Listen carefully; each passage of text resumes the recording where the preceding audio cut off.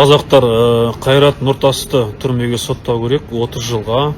Тоже ол Тоқаевтың, Назарбаевтың шіріген жүйесіне жұмыс істеп жүрген алаяқ, өтірік фонограммамен өлең айтып жүрген алаяқ әнші.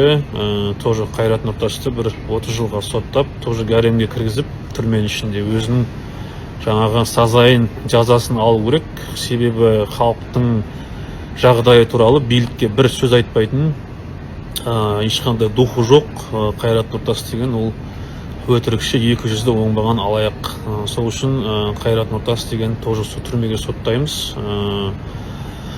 Бұл айтқан кезде Қайрат Нұртас халықтың жағдайы жоқ кезде, халық кедей болған кезде, халықтың жұмысы жоқ, зарплатасы жоқ, айлығы жоқ, табысы жоқ, кәсіпкерлікке макарон жеп отқан халықтың жағдайын жоғарыдағы билікке айтпаған Қайрат Нұртасты түрмеге соттау керек. Ол алаяқ, өтірікші, оңбаған 200-ді фонограммамен өлең айтып жүрген. Айтқан кезде тажа мошенник қой. Оны түрмеге соттаймыз, гаремге кіргізіп 30 жылға түрмеге соттап, гаремде өзінің сазайын алатын болады Қайрат Нұртас. Сосын есіңде болсын, Қайрат Нұртас, біз сені түрмеге соттаймыз, сенің орның түрмеде болады.